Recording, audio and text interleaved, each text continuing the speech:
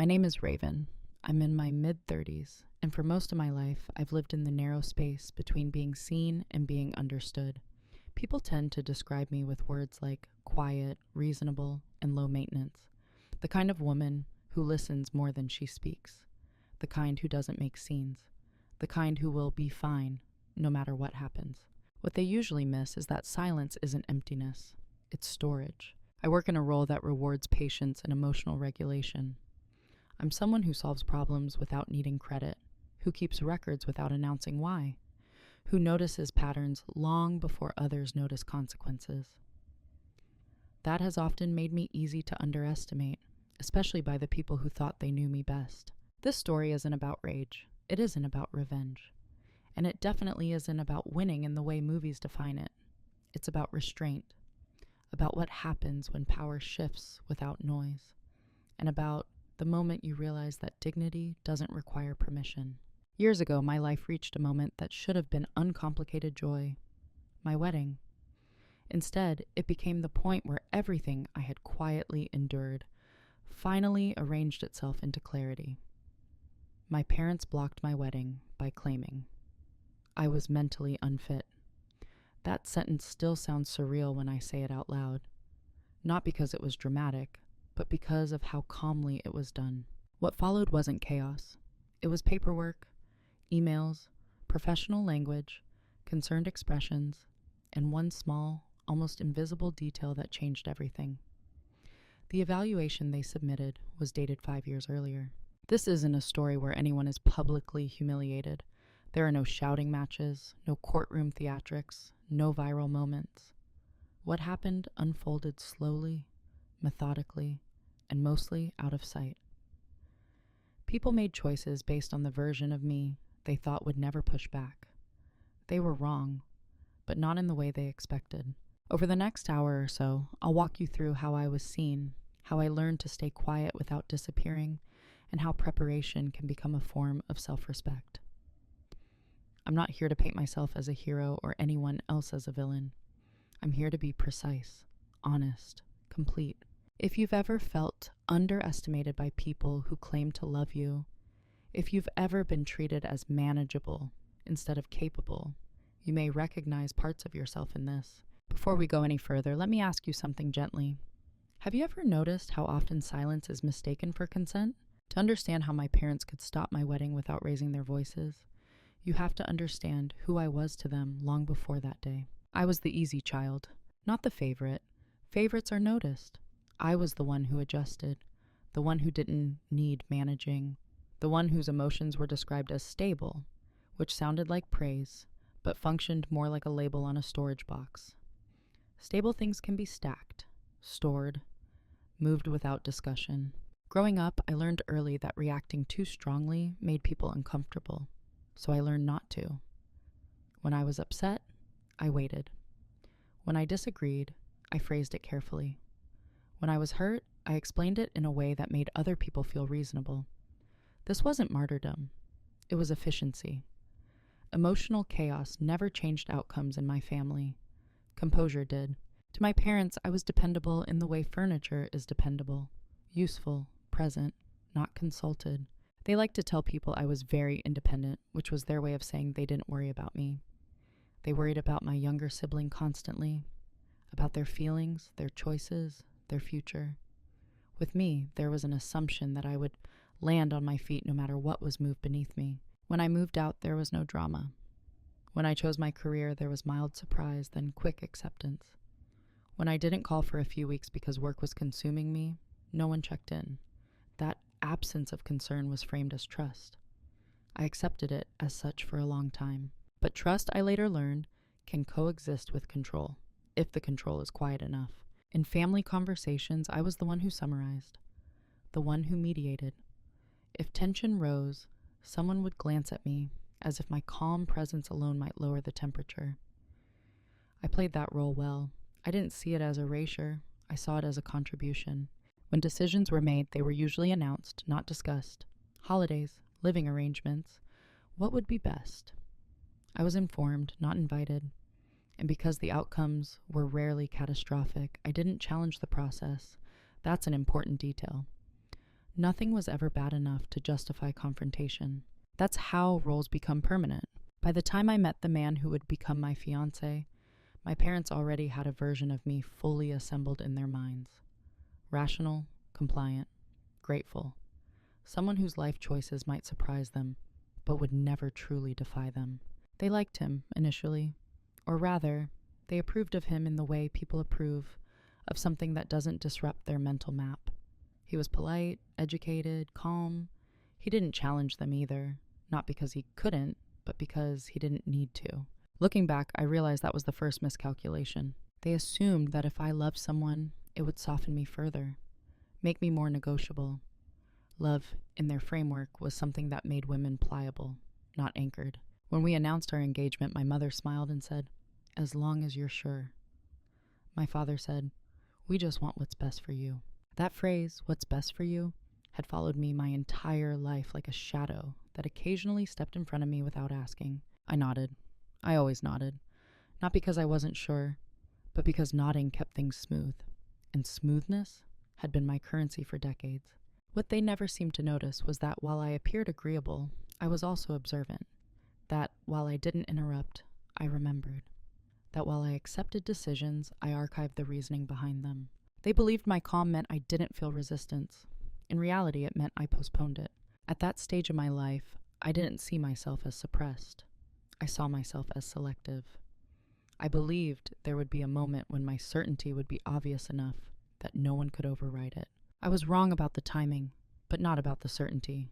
Because when people get used to you being reasonable, they sometimes forget to ask whether you still agree. And that assumption, quiet, unchallenged, long-standing, is what made everything that followed possible. The first moment that stayed with me wasn't loud. That's important. If it had been dramatic, I might have dismissed it as emotion or stress. But it wasn't. It was small enough to pass unnoticed by everyone except me. It happened during a family dinner a few months after I got engaged. We were sitting around the table, the conversation drifting in that familiar way. Work updates, someone's neighbor, the weather. My mother asked about wedding planning, and I answered honestly but briefly. Venue ideas, a loose timeline, nothing finalized yet. My father nodded, then said almost conversationally, "You've always been sensitive, so we should be careful not to overwhelm you." He didn't look at me when he said it. He was buttering a piece of bread. No one reacted. My mother smiled faintly, as if this were a loving observation. My sibling kept eating. The sentence floated in the air for half a second and then disappeared. Sensitive. It wasn't a word they used often, not directly. Usually they are preferred to be thoughtful, intense, or prone to stress. Words that sounded considerate. This one felt different. Not cruel, just corrective. As if he were reminding the room how to handle me. I felt a familiar instinct rise in me, smooth it over, reassure them, translate myself into something less inconvenient.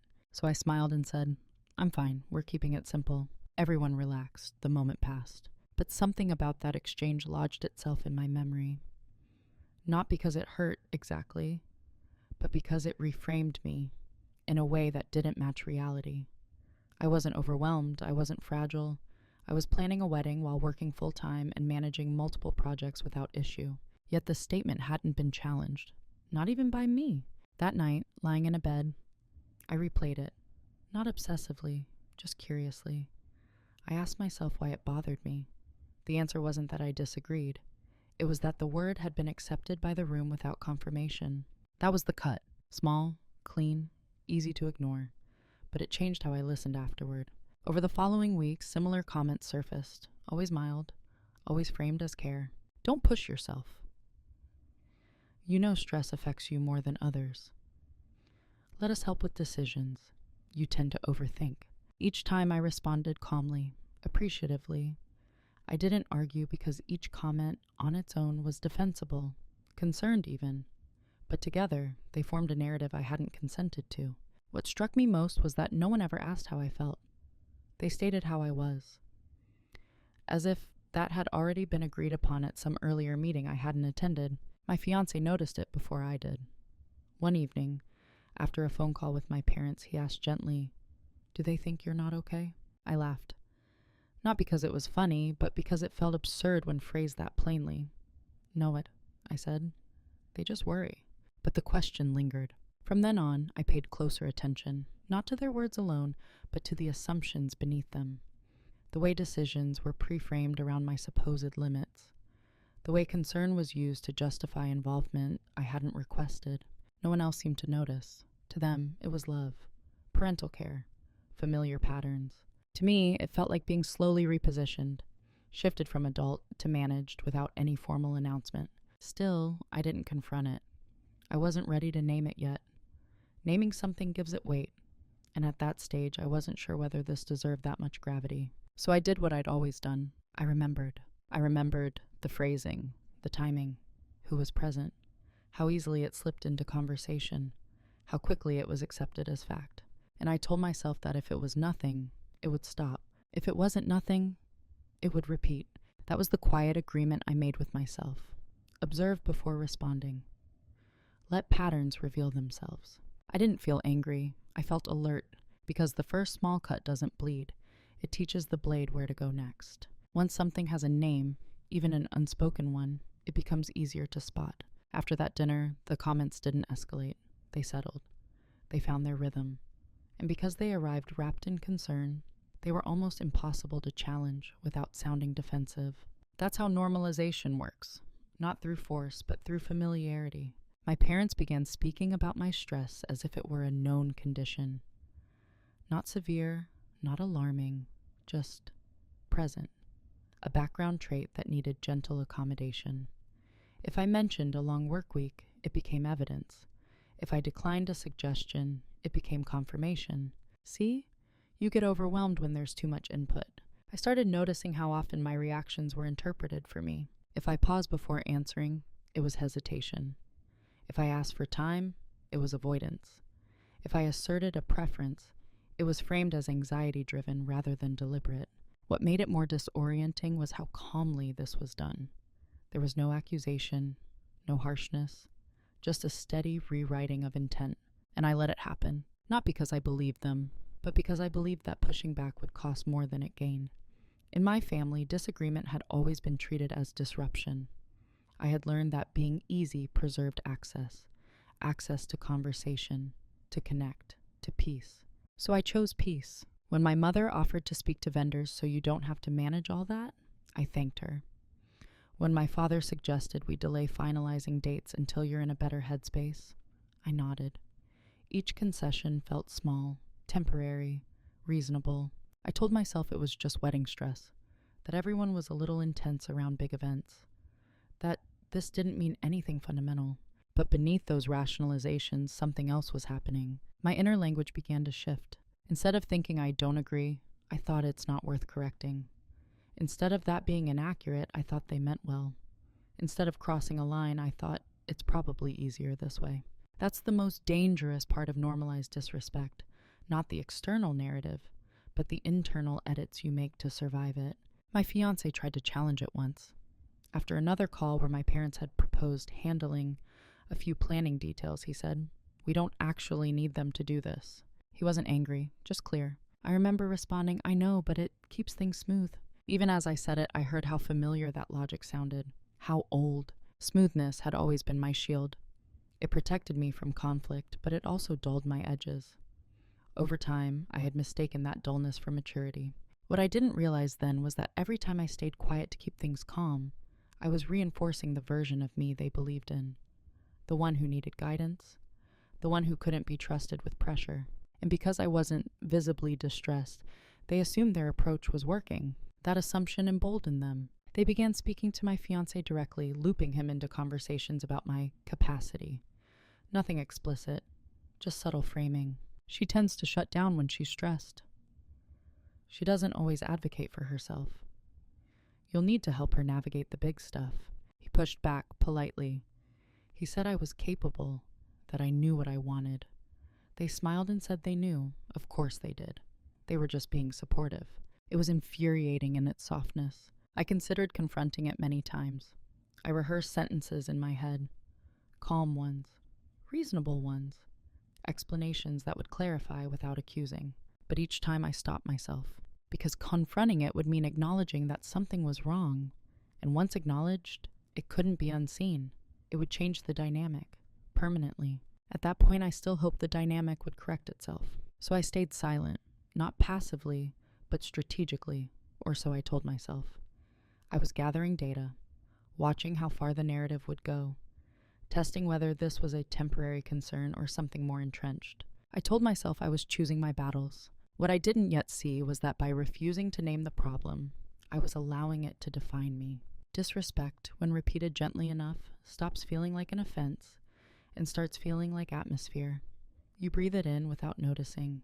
You adjust your posture to it, and one day, you realize you've been standing in a shape that was never yours. That realization didn't arrive all at once. It arrived slowly, through patterns, through phrasing, through the unsettling sense that my adulthood was being treated as provisional. Still, I said nothing, because I believed that staying quiet meant staying in control. I didn't yet understand that silence, when unchosen, is not restraint.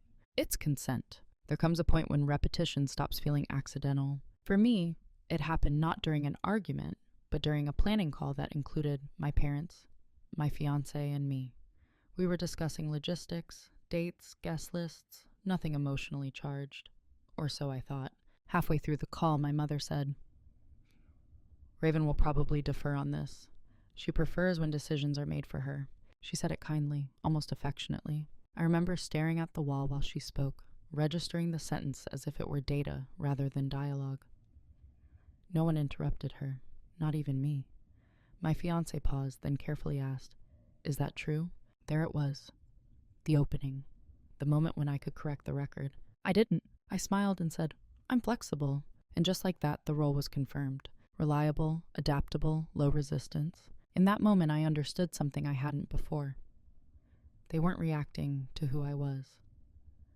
They were responding to who I had consistently allowed myself to be to them. In their mental system, I served a function. I was the stabilizer, the buffer, the one who absorbed complexity, so others didn't have to. And because I performed that function well, they trusted it more than my actual words. Once I saw it, I couldn't unsee it. I began noticing how often my preferences were treated as optional, while others were treated as essential. I was asked to understand rather than be understood, how my compliance was assumed, not appreciated. If something needed doing quietly, I was the answer. If something needed managing without fuss, I was nominated. If something needed to be agreed upon to keep the peace, I was expected. There was no malice in it. That's what made it so insidious. Roles formed out of habit, not cruelty. But habit has a way of calcifying into expectation. What unsettled me most wasn't that they misunderstood me. It was that they didn't seem curious anymore. Curiosity is what keeps relationships alive. And toward me, curiosity had faded. I was predictable, dependable, finished. I didn't push back because pushing back would have meant redefining myself. And redefining yourself in a system that benefits from your silence is disruptive by nature. So instead, I watched. I watched how my parents spoke about me when they thought I wasn't listening. I watched how decisions were made in advance, then presented as options. I watched how my fiancé was gently coached into the idea that he might need to manage me. That was the moment something hardened inside me, not into anger, but into resolve. Because being invisible is one thing, being reclassified is another. They weren't just overlooking my autonomy, they were narrating it away. And I realized then that this role, this agreeable, flexible, emotionally delicate version of me, was not something they were imposing. It was something I had rehearsed for years. That realization was uncomfortable. It removed the comfort of blame. It meant that changing the dynamic would require me to change first. Not loudly, not dramatically, but definitely. I didn't announce anything. I didn't confront anyone. I simply stopped volunteering for flexibility. When asked for preferences, I gave specific answers. When offered help, I asked clarifying questions. When assumptions were made about my limits, I let them hang without immediate reassurance. The responses were subtle but telling. Mild confusion, slight discomfort, attempts to reframe. "Are you sure? You don't have to take this on. We just don't want you to get overwhelmed." Each comment confirmed what I now understood. My role had never been about my well-being. It had been about maintaining equilibrium for everyone else. And equilibrium, once disrupted, makes people nervous. Still, I didn't escalate. I wasn't ready. I needed to understand the full scope of what I was dealing with before I chose my next move. Because once you step out of an assigned role, there is no guarantee of how others will respond. Some adjust, some resist, some escalate to regain control. I needed to know which category my parents fell into, so I stayed observant, calm, measured. From the outside, nothing changed. I was still the reliable daughter, the reasonable one, the peacemaker. But internally, the story had shifted. I no longer saw myself as the person who kept things smooth. I saw myself as the person who had been keeping things unequal. And that knowledge, quiet, steady, unshared, was the beginning of the end of that role. The shift didn't happen during a fight.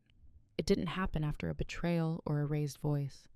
It happened on a Tuesday afternoon in my office with the door closed and the lights too bright. I was reviewing documents, mundane work, the kind that requires focus but not emotion, when my phone buzzed with an email notification. It was from my mother. The subject line read, "Just in case." That phrase alone made my stomach tighten. The email was polite, warm, carefully constructed. She wrote about how excited she was for the wedding, how proud she was of me, and how much she wanted things to go smoothly. Then, halfway through, she mentioned that she and my father had spoken with a professional some years back, during a time when I was under a lot of stress. She attached a file. For reference, she wrote, "Only if it becomes necessary." I didn't open it immediately. I stared at the attachment icon, feeling a peculiar stillness settle over me. Not fear, not anger, something colder, more precise. When I did open it, I saw a psychological evaluation. My name, my date of birth, clinical language, observations framed as concern, limitations framed as facts, and at the top of the document, a date, 5 years earlier. I read it slowly, not because it was difficult to understand, but because I wanted to register how it made me feel. It described a version of me during a brief period of burnout, long hours, acute stress, situational anxiety. It was not a diagnosis. It was not current. It explicitly noted improvement with environmental changes. In other words, it was outdated. What struck me wasn't that they had it. It was that they were holding it, preserving it, waiting. I closed the document and leaned back in my chair. That was the moment. Not the attachment itself, but the intention behind it. They weren't reacting to concern. They were preparing for leverage. And suddenly every comment, every framing, every gentle narrative about my fragility snapped into focus. This wasn't overprotection. This was groundwork. I didn't cry. I didn't call anyone. I didn't confront them. I opened a new document and began taking notes. Dates. Phrases. Instances where my mental state had been referenced without my consent. I noted who had been present, who had received emails, who had heard what. This wasn't revenge planning, it was something quieter. It was clarity. For the first time, I stopped asking myself whether I was overreacting. Overreaction requires uncertainty. This was confirmation. They believed they had the right to override my adulthood if they could justify it clinically. And they believed that justification already existed. What shifted that day was my internal orientation. I stopped hoping the situation would resolve itself. I stopped waiting for respect to emerge organically. I stopped trying to preserve a version of harmony that depended on my self-erasure. I realized then that staying calm wasn't enough. Calm without boundaries is just compliance in a softer voice. But boundaries didn't require confrontation. Not yet. They required preparation. I deleted nothing. I forwarded the email to a private account. I saved the document with metadata intact. I resisted the urge to respond emotionally or defensively, because the most important thing I understood in that moment was this: the person who speaks first rarely controls the outcome. From that day forward, my silence changed texture. It was no longer the silence of avoidance. It was the silence of intent. I began to see the situation not as a personal conflict, but as a structural one. This wasn't about feelings. It was about authority, about who was allowed to define my capacity. And once you understand a conflict structurally, you stop trying to win emotionally. You start positioning. I went home that evening and didn't mention the email. My fiancé noticed something was different, not in my mood, but in my focus. I was present, grounded, unshakable. When he asked if everything was okay, I said, "Yes, I just see things clearly now." It was the truest sentence I had spoken in years, because that Tuesday afternoon didn't make me angry. It made me precise. And precision, I would soon learn, is far more dangerous than emotion, especially to people who assume you don't have it. After that Tuesday, nothing outwardly changed. That's what made it work. I still answered calls, still responded politely to emails, still discussed wedding details, as if everything were proceeding normally. Anyone observing from the outside would have seen the same calm, agreeable daughter I'd always been. But internally, my silence had shifted from habit to strategy. I no longer stayed quiet to keep the peace. I stayed quiet to collect the signal. I became acutely aware of how much people reveal when they believe they are unopposed, how assumptions grow bolder in the absence of resistance, how language relaxes when it isn't challenged. My parents, reassured by my continued composure, began speaking more freely. They referenced contingencies, just-in-case plans, hypotheticals framed as care. If planning gets too stressful, we may need to step in. We've seen what happens when you push yourself. We just want to be prepared. Each comment was another thread in the same tapestry, and each time I responded with calm acknowledgement, never affirmation. I hear you. Thanks for letting me know. I'll keep that in mind. Those phrases are often mistaken for agreement. I let them make that mistake. Meanwhile, I adjusted how I listened. I paid attention to what was said casually versus formally, to what was documented and what was merely implied, to where authority was being assumed without consent. I also began quietly recalibrating my life. I reviewed my medical records, requested copies, noted dates, language, context. I confirmed that no current evaluation supported the narrative being circulated. I didn't rush. I took my time. I consulted discreetly with professionals, not to accuse, but to understand. What constituted capacity? What rights did adult children retain? Under what circumstances could someone else intervene? I asked neutral questions and received precise answers, and every answer reinforced the same truth. What my parents were attempting would only work if I remained passive. The knowledge didn't frighten me, it steadied me. At home, my fiancé noticed my silence, but didn't misinterpret it. He trusted me. When I told him, in general terms, that I was handling something and would explain when ready, he didn't press. That trust mattered. It meant I didn't need to rush clarity for the sake of reassurance. My parents, on the other hand, did misinterpret my silence. They assumed it meant compliance. I was overwhelmed. That their framing had landed. I could hear it in their tone. The gentle firmness, the way suggestions became directives. They didn't realize that by underestimating my response, they were accelerating their exposure. Silence is powerful when it's chosen. It creates space. And in that space, people reveal their expectations. I let them talk. I let them outline their concerns, their plans, their assumptions. I let them believe they were managing a situation rather than provoking one. Because when someone believes they are in control, they stop guarding their steps. What surprised me most during this period was how little emotion I felt. No panic, no heartbreak, just a deep, almost clinical calm. This wasn't detachment, it was alignment. For the first time, my internal state matched my external demeanor. There was no longer a gap between what I felt and what I showed. That alignment gave me patience. I waited. I allowed timelines to unfold. I let deadlines approach. I observed who initiated what and why. I noticed how often my parents spoke about my well-being in my absence. Each observation sharpened my understanding of what was coming. Because it was coming, that much was clear. They weren't preparing a conversation. They were preparing an intervention. And interventions, by their nature, rely on surprise, authority, and the assumption that the subject will be too destabilized to resist. They were counting on my history of being reasonable, of avoiding conflict, of prioritizing harmony. They were counting on the version of me they had helped create. What they hadn't accounted for was the quiet shift that had already taken place. The silence they mistook for fragility was, in fact, consent withdrawn. And once consent is withdrawn, even silently, every step taken without it becomes visible. I didn't need to confront them yet. I needed them to continue. What they never noticed was how naturally this phase suited me. Preparation has always been my quiet strength. Long before this situation, my work had trained me to think in layers, to anticipate questions before they were asked, to document decisions before they were challenged, to understand systems not as ideals, but as they actually function. My parents saw only my calm. They didn't see the structure forming beneath it. I began with documentation, not in a dramatic, legalistic way, but methodically. I organized emails by date and sender. I preserved metadata. I noted patterns in language, how concern shifted into authority, how suggestion hardened into assumption. I didn't interpret, I recorded. There's a discipline to that kind of restraint. It keeps emotion from distorting facts. It keeps the story clean. I also revisited my own history carefully. I looked at the period referenced in the evaluation they had sent, the year I'd worked 70-hour weeks, navigated a major organizational restructure, and supported a colleague through a crisis. I remembered how tired I'd been, how temporary it all was.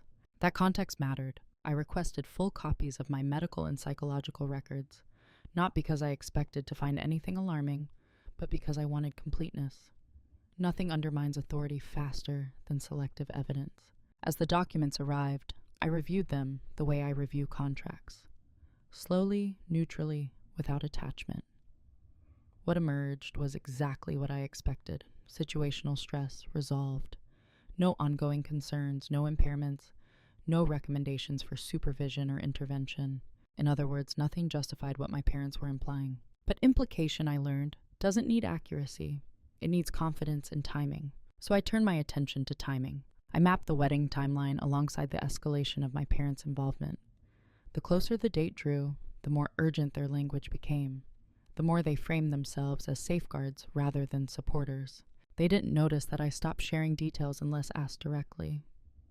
They didn't notice that I began responding in writing rather than verbally.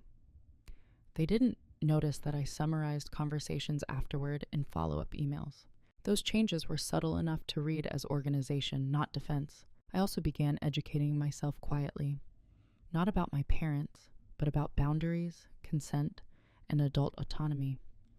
I learned what constituted interference versus concern. What is required is legal standing versus emotional persuasion. I learned, crucially, that the burden of proof matters. They believed they had evidence. I knew they had an artifact. An artifact loses power when it's contextualized. What surprised me most during this time was how alone they assumed I was. They spoke as if I had no advisors, no insight, no capacity to respond intelligently. That assumption allowed me space. I consulted a professional, not to escalate, but to validate. I presented the situation factually. No embellishment, no emotional framing. The response was measured and clear. What my parents were proposing carried no authority unless I consented to it. Their document held no current weight. Any attempt to use it without my cooperation would raise serious ethical questions. That confirmation didn't embolden me. It grounded me, because it told me something important. I didn't need to act fast. I just needed to act cleanly. I began positioning, not publicly but relationally. I clarified with vendors politely that all decisions required my direct confirmation. I ensured documentation reflected my sole authority. I did this without mentioning my parents at all. I strengthened my communication channels with my fiancé. We discussed hypotheticals calmly, without drama. We agreed on boundaries and responses, not scripts but principles. Unity, I learned, is quiet when it's real. Meanwhile, my parents continued their preparations, unaware that their window of influence was narrowing. They spoke of contingency plans, of stepping in if necessary. They believed they were being discreet. What they didn't notice was that they were repeating themselves, that their language had become formulaic, predictable. Predictability is a gift to someone who is paying attention. I could now anticipate not just what they would say, but when. I knew which phrases preceded action, which concerns preceded escalation. I wasn't anxious about it. I was ready. What they never noticed was that I had stopped seeking their approval entirely, that I no longer needed them to see me clearly. Clarity, once internalized, doesn't require external validation. I wasn't preparing for confrontation. I was preparing for exposure, not of them, but of the truth, of timelines, of relevance, of authority. And most importantly, I was preparing myself to stay calm when the moment arrived. Because the moment always arrives, not when you force it, when others overreach. And overreach, by definition, reveals itself. The reveal didn't come with a rush of adrenaline. There was no moment of triumph, no sharp intake of breath. It came quietly, the way most truths do, through alignment. I was reviewing one of the follow-up emails my mother had sent weeks earlier. On its own, it was unremarkable. Polite, vague, full of concern. But when I placed it alongside the attached evaluation, the timing didn't line up. The language assumed authority that hadn't yet been challenged. The document assumed relevance it no longer had. That was when I realized something essential. They weren't preparing to ask whether I was capable. They were preparing to declare that I wasn't. And declarations only work if the person being declared about is unprepared. I didn't feel fear at that realization. I felt a narrowing, a sharpening of focus. Because once you understand the intention, the rest becomes procedural. I looked again at the evaluation. 5 years old. Generated during a specific documented period of situational stress. No follow-up assessments. No ongoing treatment recommendations. No indication of diminished capacity. In fact, the document itself contained the seed of its own irrelevance. That was the leverage, not in a dramatic sense, not as a weapon, but as a structural flaw in their plan. They believed possession equaled power. I understood that context determines weight. I cross-referenced timelines. Their increased involvement aligned with the wedding date, not with any observable change in my behavior. Their concern escalated in anticipation, not response. That distinction mattered, because concern reacts. Control anticipates. The more I laid everything out, the clearer it became. They were counting on emotional authority to override factual reality, on the assumption that I would defer rather than defend. They underestimated how comfortable I am with documentation. There was no celebration in this realization, just calm acceptance. Leverage, when discovered responsibly, doesn't excite you. It sobers you, because it carries consequences, not just for others, but for yourself. Using it would change things permanently, so I sat with it. I asked myself, not only can I stop this, but how do I want to? I didn't want to humiliate them. I didn't want to escalate publicly. I didn't want to fracture relationships unnecessarily. What I wanted was simple. Recognition of my autonomy, restored on factual grounds. That clarity shaped my next steps. I drafted nothing. I sent nothing. I waited. Because leverage doesn't need to be announced. It needs to be timed. The moment arrived sooner than I expected. My father called one evening, his tone careful but firm. He spoke about how things were becoming a lot, how they were just concerned, how they wanted to make sure everything was handled responsibly. Then he said it. We may need to pause the wedding planning until we're confident you're in a stable place. There it was. Not a question, a declaration. I listened without interrupting. Let him finish. Let the logic play out. When he paused, expecting reassurance or compliance, I responded calmly. I understand your concern, I said. Can you clarify what specifically has led you to question my stability? Silence. He referenced stress, pressure, history. I asked evenly, are you referring to the evaluation from 5 years ago? Another pause. Yes, he said, among other things. That answer confirmed everything. I didn't argue. I didn't defend. I didn't raise my voice. I said that document reflects a resolved situation. I have current records that state otherwise. If you're planning to use outdated evaluations to influence my personal decisions, I'll need everything in writing. The line went very quiet. I could feel the shift, not emotionally, but structurally. The moment when assumed authority encounters informed resistance. He recovered quickly, tried to soften the tone, and reframed it as support. But something had changed. He knew I wasn't unaware, that I wasn't reacting blindly. That conversation ended politely. Afterward, I sat alone and felt nothing dramatic, just steadiness. The private reveal wasn't that I had power over them. It was that they had none over me unless I surrendered it. That realization didn't make me bold. It made me careful. Because when people realize their leverage is gone, they don't always retreat. Sometimes they escalate. Once the intention is revealed, indecision becomes a choice. After that phone call with my father, I knew the situation had crossed a threshold. What had been implied was now spoken. What had been framed as concern had shifted into control. There were several paths available to me. I could appease them, agree to a pause, submit to a new evaluation, let them feel reassured. That path promised short-term calm and long-term erosion.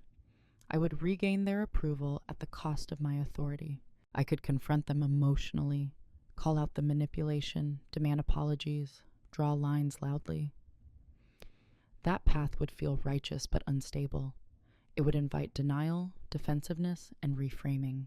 I could walk away entirely, cut contact, elope, sever ties. That path offered immediate relief but a permanent fracture. It would confirm their narrative that I was reactive, overwhelmed, and incapable of navigating complexity. Or I could do something else, something quieter, something procedural, something irreversible. I could move forward without asking permission. That option carried risk, not legal risk, but relational consequence. It would force them to respond to reality rather than shape it. It would remove the illusion that they were steering anything. It would also mean accepting that they might not approve, that they might not attend, that the relationship, as it existed, might not survive unchanged. I sat with that for several days, not anxiously, deliberately. I asked myself hard questions, not about loyalty or gratitude, but about precedent. What would I be teaching myself if I yielded now? What authority would I be reinforcing for the future? Marriage isn't just a ceremony. It's a boundary. It establishes a new primary unit. If I couldn't defend that boundary at its inception, I would be negotiating it forever. That clarity made the decision simple, if not easy. I chose to proceed. Not secretly, not definitely, just firmly. I confirmed dates, signed contracts, finalized arrangements. I did this methodically, ensuring every step was documented and communicated clearly. With vendors, with my fiancé, with anyone directly involved. I did not inform my parents immediately, not as punishment but as necessity, because informing them would have invited interference. And interference thrives on early access. I also prepared a response. I drafted but did not send a statement, calm, factual, non-accusatory. It outlined my position, my autonomy, and my expectations. It referenced nothing emotional, only present-day facts. Having it ready was enough. The act of deciding changed something in me. For the first time, I felt no need to justify myself internally. No looping explanations, no rehearsed defenses. The decision existed on its own merit. That was new. When my parents reached out again, casually, asking for updates, I answered honestly but selectively. Things are moving forward. No elaboration. They sensed it, I could tell. Their messages became more pointed. Their concern sharpened. But the window had closed. The irreversible choice wasn't about excluding them. It was about removing their veto. And once a veto is removed, reactions become informative. I knew the consequences would follow, that there would be confusion, panic, perhaps escalation. But I also knew something else. I was no longer negotiating my adulthood. That realization didn't come with adrenaline. It came with quiet relief. Because once you choose the path that aligns with your values, fear loses its leverage. It doesn't disappear, but it no longer decides. I wasn't bracing for conflict. I was prepared for it. Once the decision was made, the work became almost meditative. There was no rush, no dramatic countdown, just a sequence of deliberate actions, each one reinforcing the reality I had already accepted. I finalized contracts in my own name. I confirmed payment schedules. I ensured that every vendor had a single point of contact, and that it was me. Where necessary, I added written notes clarifying that no third-party changes were authorized without my direct confirmation.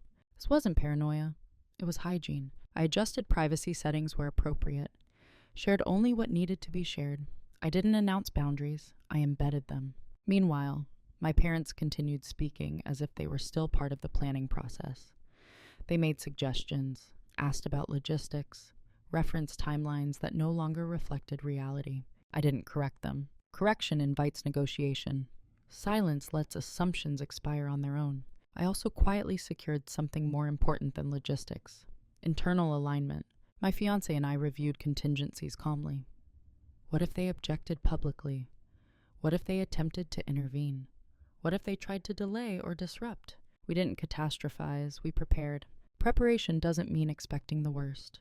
It means refusing to be surprised. What struck me during this period was how invisible competence can be. From the outside, it looked like nothing was happening. No declarations, no confrontations, no visible shift in behavior. But internally, everything had already moved. I noticed that my parents' tone began to change. There was a faint edge of urgency, subtle checks for control. Just let us know before you finalize anything. We should probably review things together. Don't forget, we're here to help. I acknowledged the messages without engaging the premise. Thanks. Noted. I'll keep you posted.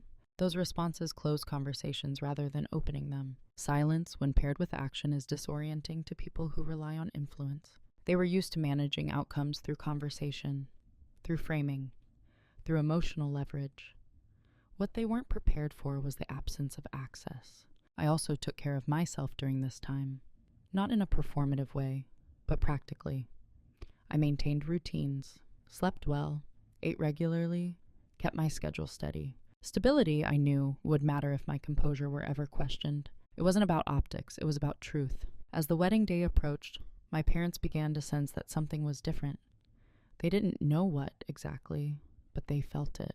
They asked directly once during a call, "Are we all on the same page?" I answered honestly, "I believe so." I didn't elaborate, because sameness of information is not the same as sameness of authority. What they didn't notice was that I had stopped checking in emotionally.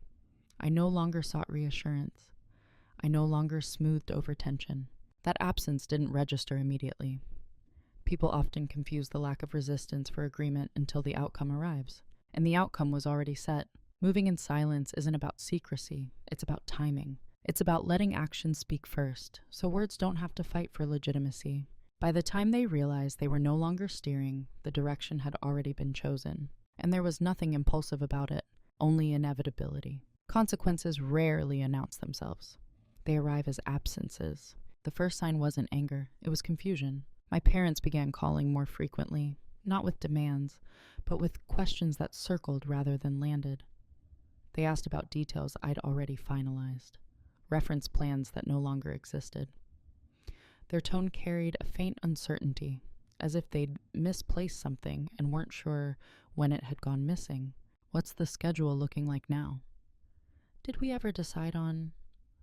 Are you sure we don't need to revisit a few things?" I answered kindly, briefly, without filling in gaps. And in that space, the space where they expected involvement, something unfamiliar surfaced. Powerlessness. They hadn't lost access all at once. They were simply no longer consulted, no longer deferred to, no longer central. To them, it felt like exclusion. To me, it felt like adulthood. The next phase was frustration. It emerged subtly, disguised as concern. My mother began expressing worry about how fast everything was moving. My father mentioned more than once that big decisions shouldn't be rushed. I didn't remind them how long I'd been planning. I didn't list dates or milestones. I didn't argue, because this wasn't about speed. It was about relevance. They were accustomed to being the final checkpoint, the implicit authority, and now decisions were happening without passing through them. That loss didn't register as disrespect in their minds. It registered as danger. People often interpret loss of control as a threat. They began reaching outward, contacting relatives, floating narratives, gauging reaction. I heard about it secondhand. Concerned questions from well-meaning family members, subtle probing. "Your parents are just worried about you. They mentioned you might be under a lot of stress." I thanked them, reassured them, provided no counter-narrative. I didn't need to. Truth doesn't need amplification when it's stable. What I found interesting was how little concrete information they could provide. No one could articulate what exactly was wrong. Just a general sense of unease. A story without evidence. That's when I knew the consequences had truly begun. Because once narratives leave the private sphere, they are forced to stand on their own. And without facts, they think quickly. My parents, sensing this, became more insistent with me directly. Requests for meetings, offers to talk things through, appeals to history, to family, to... I agreed to nothing immediately. Delay when calm is a form of control. What they were experiencing now wasn't punishment. It was an adjustment. The discomfort of recalibrating to a reality where their influence had limits. They hadn't been pushed out. They had simply not been centered. And that distinction mattered. The irony was that everything they feared, instability, conflict, rupture, was being generated, not by my actions, but by their resistance to them. From my perspective, life had become simpler, clearer. I knew where authority rested. I knew what I was responsible for. I wasn't managing emotions that weren't mine. From there, something vital had slipped. They felt the loss before they understood the cause. And when people feel loss without understanding it, they often look for someone to blame. I didn't react to that either, because blame is noisy, clarity is quiet. The wedding date drew closer. Invitations had been sent. Plans were set. Reality was no longer theoretical. And reality, unlike concern, doesn't negotiate. Panic doesn't always look like shouting. Sometimes it looks like urgency disguised as care. like sudden availability, like offers that arrive too late to be useful. That's how it began. My parents asked to meet together, in person, not casually, not over dinner. They wanted a proper conversation. The phrasing alone told me they believed something had gone wrong and could still be corrected. I agreed to meet, but not immediately. I chose a date that worked for me, a neutral location, clear boundaries. By the time we sat down across from each other, they were already operating from a different emotional register than I was. My mother spoke first. She talked about misunderstandings, about intentions, about how things had spiraled. She said they felt shut out, that they were confused about how we'd arrived here. My father followed with concern, not accusation, concern. He spoke about family unity, about how they only ever wanted to help, about how perhaps things had moved too quickly. They were trying to rewind without acknowledging the direction. I listened, fully, calmly. I didn't interrupt, I didn't correct. When they finished, there was a pause. One they clearly expected me to fill with reassurance, explanation, or compromise. Instead, I asked one question. What outcome are you hoping for from this conversation? They exchanged a glance. My mother said, "We just want to make sure you're okay, and that the wedding isn't happening under pressure." There it was again. The same frame, reintroduced, softer this time. I nodded. Then I said evenly, "The wedding is happening, and I am okay." Silence. I continued, not defensively, not emotionally, just factually. "I'm aware you have concerns. I'm also aware that those concerns are based on outdated information and assumptions that don't reflect my current reality. Decisions have already been made. They're not up for revision." My father frowned slightly. "We thought we could talk through this." "We are talking," I said, "but we're not negotiating." That distinction landed heavily. The shift in the room was palpable. This wasn't the daughter they remembered, not because I was harsh, but because I was final. My mother's voice tightened. She said they felt dismissed, that they felt like they were losing me, that families don't operate this way. I didn't counter with philosophy. I responded with boundaries. "I'm not withdrawing from you," I said. "I'm proceeding without permission. Those are different things." That was when regret surfaced, not remorse, but recognition. They began to realize that the leverage they believed they held no longer functioned, that the document they had preserved had expired, that the narrative they had built no longer matched the facts on the ground. My father asked carefully, "Is there anything we can do to slow this down?" I answered honestly, no. Not because I wanted to hurt them, but because there was nothing left to fix. What they were experiencing wasn't exclusion. It was a consequence, the natural result of assuming authority where none existed. They had waited too long to ask rather than tell, too long to listen rather than frame. By the end of the meeting, the energy had shifted again, this time into something quieter, a subdued acceptance, not agreement, but understanding. They hadn't lost me. They had lost control, and that loss, once realized, couldn't be undone with concern or conversation. We parted politely, no resolution, no dramatic rupture, just the clear understanding that the old dynamic was gone, and it wasn't coming back. The final confrontation didn't happen in a courtroom or over a long emotional call. It happened 2 days later through an email. My mother wrote it. The tone was formal, restrained, carefully composed. She referenced concern again, but this time it was paired with something new. Authority. She mentioned the evaluation directly, suggested that if I continued without addressing underlying issues, they might need to involve others for my own protection. It was the clearest escalation yet. I read the email once, then again, slowly, and for the first time since this began, I responded immediately. Not with emotion, with structure. I replied in writing, brief, factual, complete. I acknowledged receipt. I stated that any attempt to interfere with my personal or legal decisions using outdated or misrepresented medical information would be inappropriate.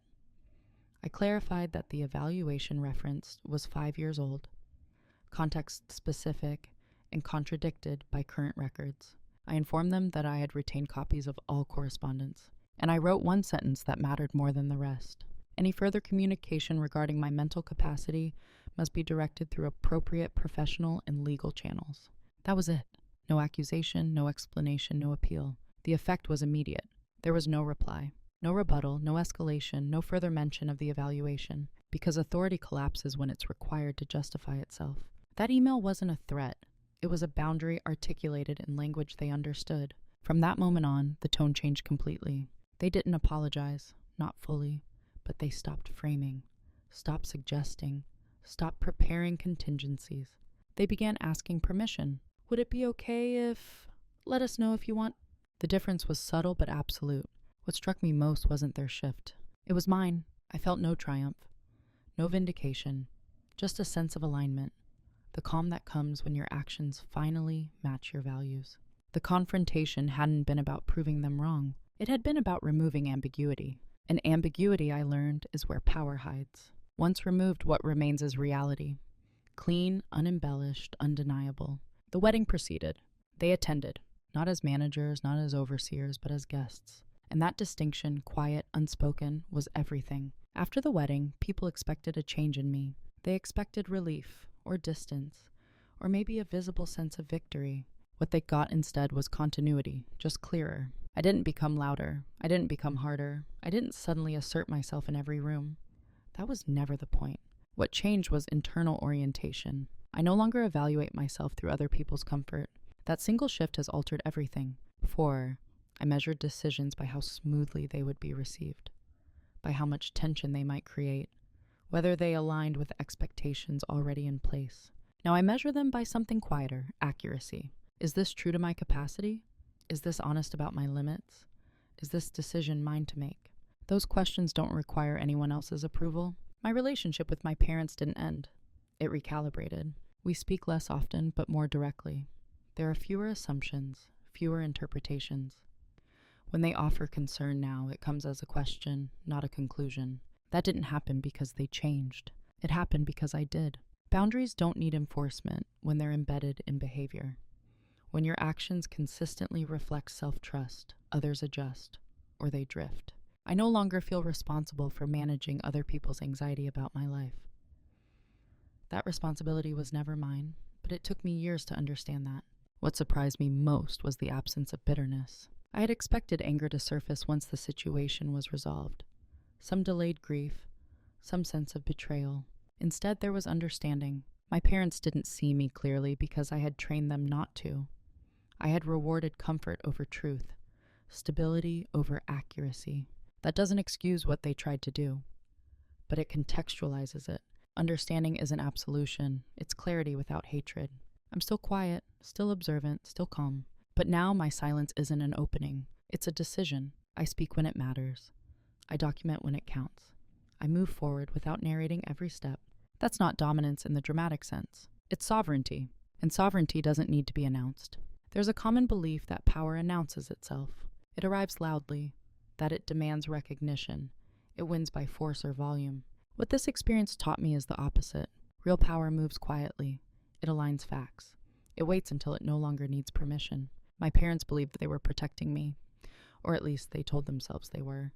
But protection that overrides autonomy isn't care. It's control wearing a softer mask. And control only works when it goes unquestioned. What changed everything wasn't confrontation. It wasn't anger. It wasn't proving anyone wrong in public. It was refusing to participate in a narrative that didn't reflect reality. The moment I stopped trying to be understood and focused instead on being accurate, the entire dynamic shifted. Accuracy has weight. It doesn't argue. It doesn't escalate. It simply stands. There's a lesson here that extends far beyond weddings or families. If someone consistently defines your limits for you, ask yourself who benefits from that definition. If concern is only ever expressed when you're about to step into independence, question the timing. And if silence has become your default, ask whether it's a refuge or a habit that others have learned to exploit. Boundaries don't require hostility. They require clarity. And clarity, once practiced, becomes self-sustaining. I didn't win by overpowering anyone. I didn't lose anyone I was meant to keep. What I gained was something quieter and more durable. Authorship over my own life. If you're listening to this and recognizing pieces of yourself, if you've ever been underestimated because you were calm, or managed because you were reasonable, know this. Your silence is not an obligation. Your composure is not consent.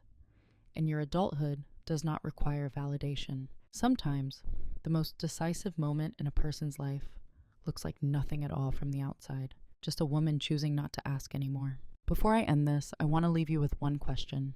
No right answer, no judgment. Where in your life have you been staying quiet to keep things smooth? And what might change if that silence became a choice instead of a habit? If you're comfortable, I'd love to hear your thoughts in the comments. Thank you for listening.